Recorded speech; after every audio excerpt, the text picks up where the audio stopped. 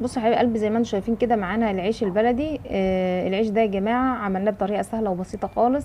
ينفع معانا للدايت، وينفع معانا لمرضى السكر. وينفع معانا برضو كوصفه صحيه للناس اللي ما بتحبش تاكل العيش اللي هو بالدقيق الابيض. وصفه سهله ومش هتاخد معاك اي وقت. خليكم معانا لاخر الفيديو نشوف عملنا العيش ده ازاي. خليكم معانا، يلا نسمي الله ونبدا معانا. السلام عليكم ورحمه الله وبركاته. ازيكم حبايب قلبي؟ عاملين ايه؟ يا رب تكونوا بخير. اهلا بكم معانا في وصفه جديده على قناتنا، قناه جرب وصفتي. النهارده حبيب قلبي هنعمل مع بعض طريقه عمل العيش البلدي، اللي هو بالحبه الكامله، للدايت، وينفع للاكل العادي ولمرضى السكر، ويعني هو ينفع لكل الناس، ومفيد جدا، بالذات الناس اللي هي بتعمل دايت او الناس اللي هي مرضى السكر.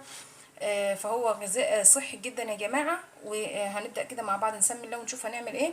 معانا كميه من الدقيق على حسب ما انت حابه تعملي. ده دقيق حبه كامله اللي هو بالنخاله او بالرده يا جماعه. هاخد معايا شويه بسيطه كده من الملح اهو، ومعايا ميه دافيه للعجن على حسب ما العجين هياخد معاكي. ومعايا كمان خميره. احنا طبعا عاملين اختبار الخميره زي ما متعودين. حاطه في الخميره شويه ميه دافيه وعليها معلقه من السكر. هنبدا كده نقلب مع بعض العجين اللي معانا، الدقيق اللي معانا ده كده، في شويه الملح اللي احنا حطيناهم. وكمان معانا عسل ابيض يا جماعه، للي حابب يحط، بس هو بيدي طعم حلو قوي. وكمان قيمته الغذائيه عاليه زي ما انتم شايفين. هنحط حاجه بسيطه يعني معلقه كده بس تظبط معانا طعم العيش. للي مش حابب يحطها مفيش اي مشكله. هبدا كده انزل مع بعض كده بسم الله بالميه. انا هحط الميه واحده واحده يا جماعه لحد لما اشوف معايا العجين هياخد معايا ميه قد ايه. بسم الله. انا كده لسه طبعا ما حطيتش الخميره. هبدا بس ادوب كده شويه الدقيق في الميه، وبعد كده هبدا احط عليه الخميره قبل ما اعجن العجن النهائي، علشان طبعا احنا عارفين ان الخميره متدوبه في ميه، فمش عايزين ان هي تبقى العجينه معانا طريه قوي.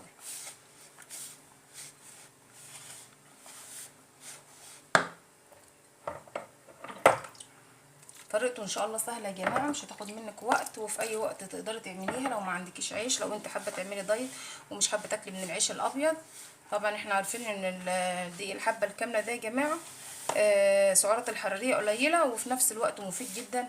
وطبعا للناس مرضى السكر ما بيعليش طبعا السكر عندهم. فزي ما انتم شايفين كده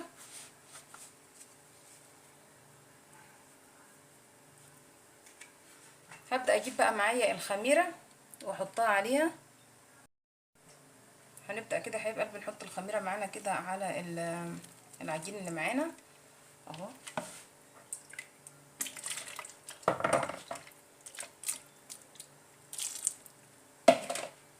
وهنبدا كده بسم الله نعجن معانا العيش.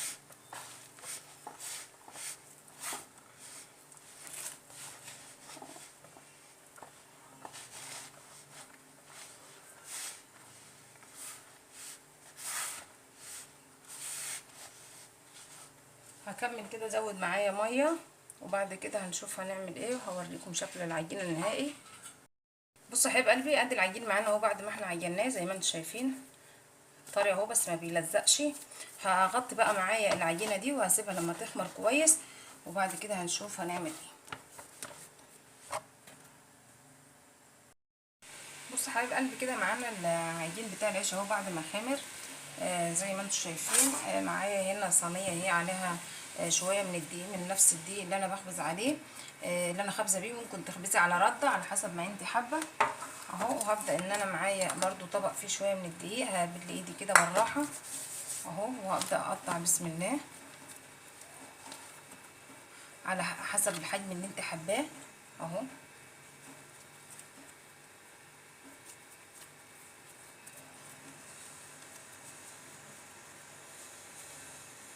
الحجم اللي انت حباه، وهبدا ارصه معايا على الصينيه كده اهو. هجيب كمان واحده كده هنعملها مع بعض، وبعد كده هنبدا بقى نشوف هنسوي العيش ده ازاي اهو يا جماعه اهو. بتلف العيش كده معاكي، بتسوي وشه اهو، وبتبداي ترصيه تاني على الصينيه. هكمل بقى تقطيع بقيه العيش اللي معايا ده، وهنشوف هنفرده ازاي وهنسويه ازاي. خليكم معايا. صاحب قلبي كده بعد ما قطعنا العيش كله هنبدا ناخد بقى نحط على الرخام معانا شويه كده من الدقيق اهو، وهنبدا نفرد معانا العيش زي ما انتم شايفين كده.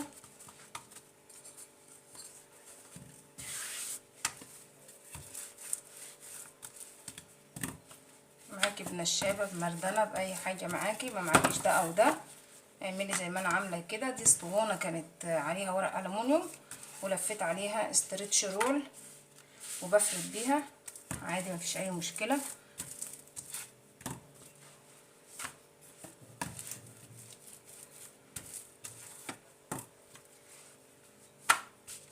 على حسب حجم العيش ما انت عايزه تعمليه اهو.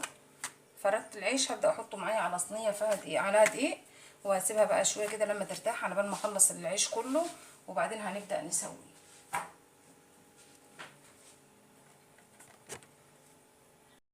بص حبيبي كده بقى انا بسوي العيش هنا على البوتاجاز على الجريلا. ممكن تسويه في الفرن عادي على البوتاجاز عادي زي ما انتم شايفين اهو. العيش بسم الله ما شاء الله قالب زي ما انتم شايفين كده اهو اهو. هكمل تسويه العيش زي ما انتم شايفين. ممكن تسويه في الفرن وممكن تسويه على زي ما انا بسويه كده.